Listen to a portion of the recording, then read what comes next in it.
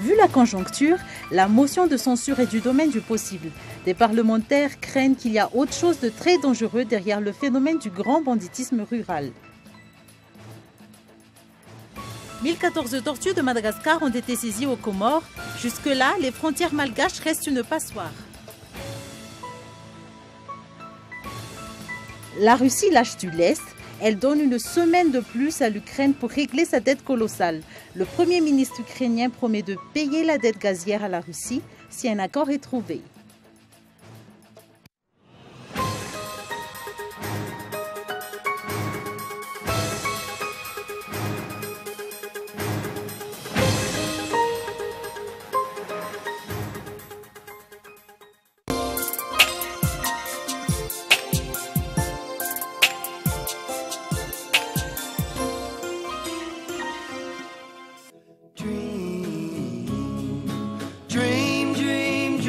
Personne n'est à l'abri d'un accident. Pas de panique.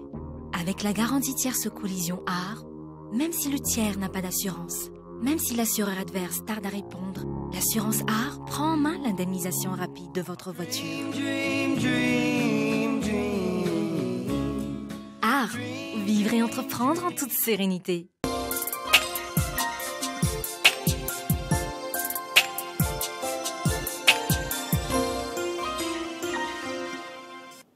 Bonsoir, bienvenue et merci d'être fidèle à ce rendez-vous avec l'actualité en français sur Cool TV. À la une aujourd'hui, y aura-t-il une motion de censure? Vu la conjoncture, elle serait du domaine du possible. Des parlementaires craignent qu'il y ait autre chose de très dangereux derrière le phénomène du grand banditisme rural. L'État semble ignorer les récriminations parlementaires sur la mise en œuvre des résolutions sécuritaires du comité ad hoc. Des députés s'inquiètent et brandissent la menace de motion de censure. Reportage de Irnijina Lapage. Les membres du Parlement soupçonnent que l'insécurité ne soit uniquement l'œuvre des Daal, mais impliquerait également des personnalités à col blanc. Certains font un rapprochement avec des troubles délibérément créés dans les États riches en ressources minérales comme le Nigeria et la Centrafrique. Des troubles feraient partie d'une stratégie de déstabilisation par des guerres civiles et la destitution de dirigeants politiques. Le chaos favorise des malversations, dont le détournement de biens publics et la transgression des lois. Le questeur Guy Rivrangenakson déclare que les membres de la Chambre basse se sentent être trahis. La motion de censure a été à l'ordre du jour de la réunion du bureau permanent. Questionné sur le sujet, le Premier ministre a choisi l'indifférence, rappelant que le gouvernement a déjà déployé des éléments de force de l'ordre pour la sécurisation dans le Sud. La motion de censure est un droit de l'Assemblée nationale, déclare le Premier ministre Koul Roger. Les membres du bureau permanent de l'Assemblée nationale et les présidents des commissions ont tenu une réunion extraordinaire cet après-midi. Le principal sujet a porté sur le lobbying en faveur ou contre la motion de censure. Selon la Constitution, le pouvoir exécutif a le droit de dissoudre l'Assemblée nationale. Une guerre froide est déclarée entre les membres du comité ad hoc et ceux du bureau permanent. Augmenter les investissements de l'Australie dans le domaine de l'exploitation des ressources stratégiques à Madagascar, tel est entre autres le but de ce pays dévoilé par l'ambassadrice Suzanne Kos cet après-midi lors d'une visite officielle chez le ministre d'État des Ressources stratégiques. Les investisseurs australiens sont très présents dans le domaine de l'exploitation minière de petite et de grande envergure. Tout de suite les explications.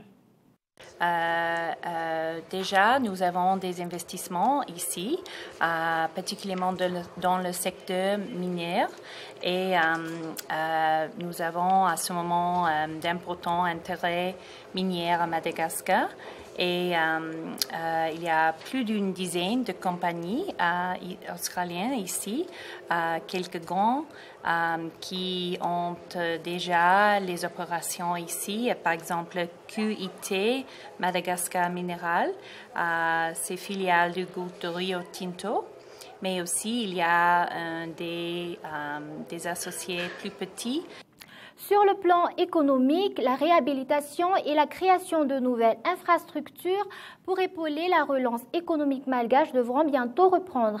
Elles engendreront d'énormes emplois dans le secteur du bâtiment et des travaux publics. Les journées du BTP ont été inaugurées ce matin au Carlton Anous avec un espoir d'un nouveau départ pour les acteurs du secteur. Reportage de Hilda Asenzu. Durant les 5 ans de crise, le secteur du bâtiment et des travaux publics a été asphyxié par la suspension des investissements. 20% des PME ont dû fermer leurs portes et bon nombre d'entre elles ont été obligées de tourner au ralenti faute d'appel d'offres. Notre réseau routier est très insuffisant pour un si vaste territoire. Nos relations maritimes sont entravées par les capacités et la répartition géographique de nos infrastructures portuaires. Nos infrastructures aéroportuaires actuelles arrivent difficilement à répondre aux besoins de la promotion de la destination Madagascar.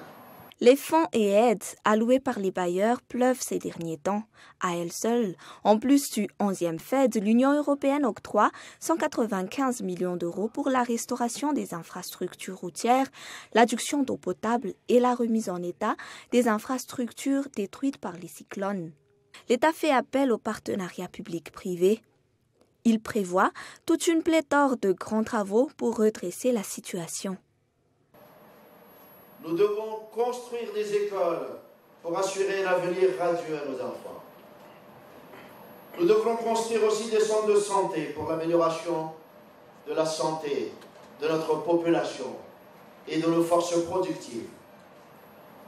Nous devons développer la connectivité en construisant des autoroutes, des routes et des ponts. Nous devons construire, comme ça a été dit tout à l'heure, des infrastructures aéroportuaires, portuaires, à la hauteur de nos ambitions économiques. Pour leur part, les opérateurs du bâtiment et des travaux publics estiment que la formation est primordiale pour les techniciens malgaches. Le projet de formation, financé par l'AFD, à hauteur de 5 millions d'euros, va justement dans ce sens. Le secteur du BTP s'estime être un acteur majeur du développement social par la création d'emplois. Les futurs projets d'infrastructure doivent avoir un réel impact social, car l'impact social crée le développement social. Le développement social amènera la stabilité institutionnelle, et la stabilité institutionnelle assurera la croissance pour nos entreprises. Les 3 journées du BTP, inaugurées ce jour, a pour objectif de faire un état des lieux et dessine les perspectives dans le secteur. La valorisation des ressources locales fait partie des priorités. 6 mois après l'investiture du président Rajonarmapian, aucune mesure stricte n'a été prise pour mettre un terme aux exportations illicites des ressources naturelles. Les frontières de Madagascar restent un passoire. 1014 tortues pesant jusqu'à 200 kg en provenance de Madagascar ont été saisies aux Comores. Reportage. 8 valises suspectes pesant chacun 25 kg ont été interceptées par la brigade de recherche aéroportière de Moroni. 1014 tortues radiées, une espèce endémique et rare, ont été dissimulées à l'intérieur. D'après les enquêtes, ces reptiles ont été transportés à bord d'un voilier entre Majinga et Anjouan avant d'être transférés à l'aéroport pour un vol à destination de la Tanzanie. Après la saisie de ces reptiles, les négociations sur leur rapatriement ont débuté ce jour d'après un communiqué du consul de Madagascar aux Comores. Les tortues radiées comptent parmi les espèces menacées. Leur extinction dans la prochaine décennie est à craindre, d'après l'Union internationale de la conservation de la nature ou l'IUCN. Scotchées une à une lors de leur emballage, certaines tortues n'ont pas survécu. Face à une telle situation, les autorités publiques n'ont pas émis de réaction. Les enquêtes menées jusqu'à ce jour n'ont pas permis de démanteler le réseau du trafic. Les douanes malagasy sont souvent suspectés à tort ou à raison de complices des trafiquants. 3 saisies de tortues ont été enregistrées à l'aéroport d'Ivat depuis le début de cette année. De même que pour le trafic de bois de rose, l'exportation illicite de tortues semble toujours classée sans suite. Et sur le plan social, à l'approche de la fête nationale, la préfecture de police prendra des mesures strictes. La vente de pétards ou leur utilisation sont passibles de peine allant jusqu'à l'emprisonnement. À 24 jours du 26 juin, des éclatements font sursauter dans tous les arrondissements de la ville d'Antananarivo. Ces petits plaisirs ont quand même un prix. La fête nationale favorise le système D, économique par nature. Les vieilles bougies de voitures ou les rayons de bicyclettes se reconvertissent pour la plus grande joie des enfants. Reportage. Les pétards ne sont pas à la portée de tout le monde. Un simple rayon de bicyclette, le bout phosphoré de quelques allumettes peuvent remplacer les pétards importés depuis l'Asie. Le système est très couru par les enfants.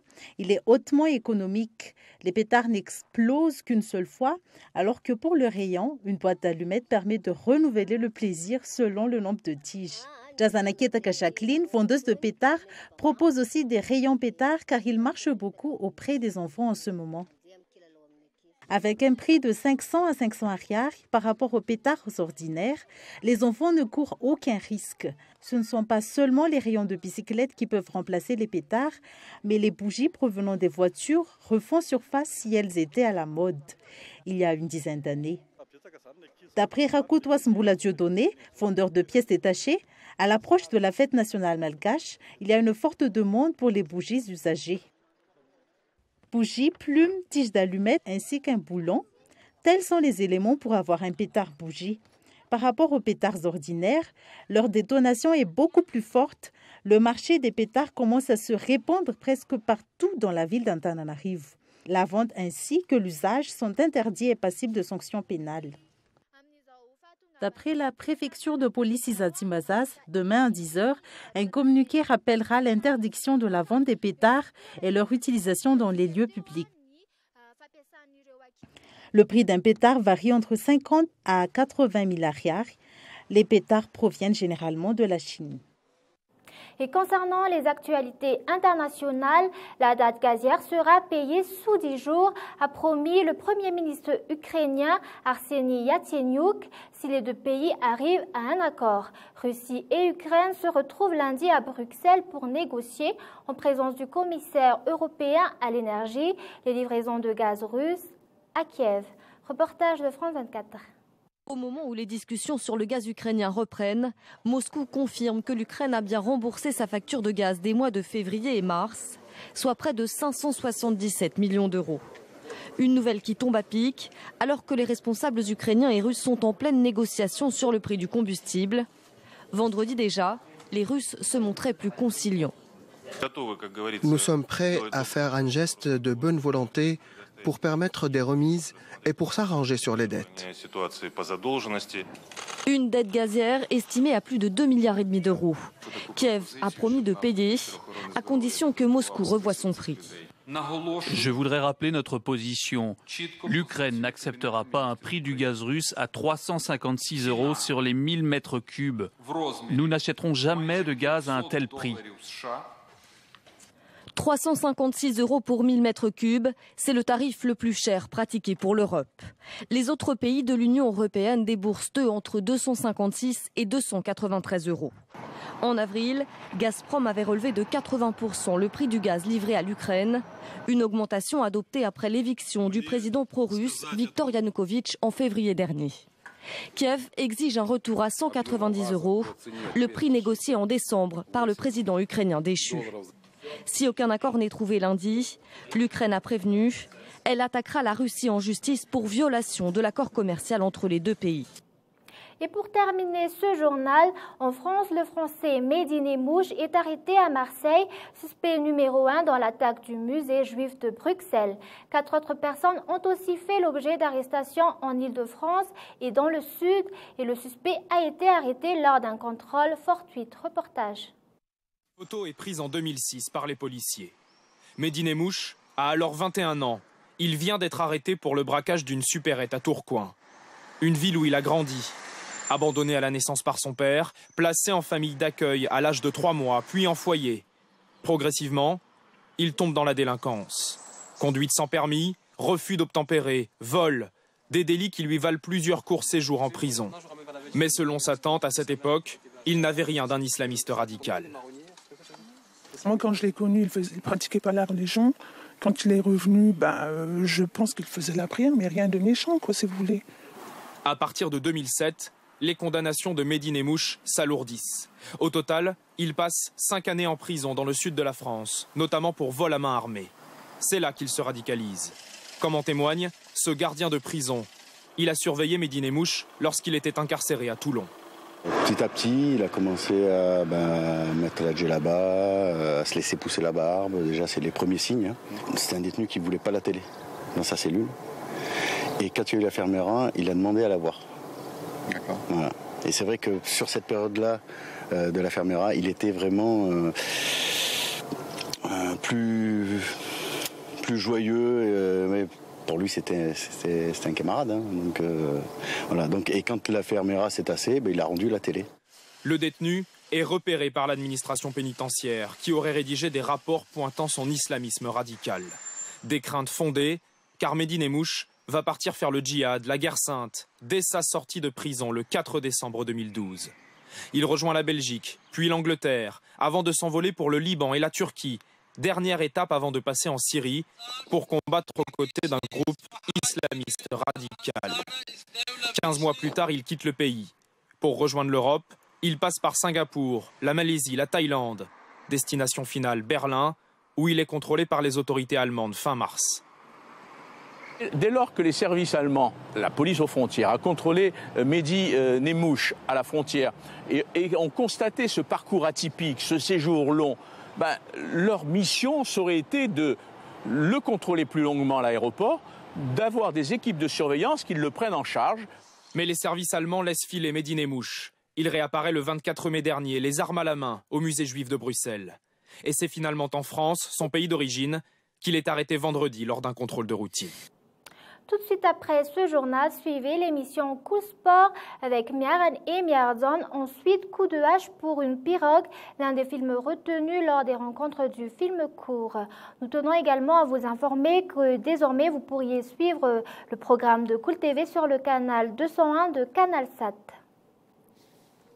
Et c'est la fin de ce journal. Merci de l'avoir suivi. Nous vous donnons rendez-vous demain à la même heure. Au revoir.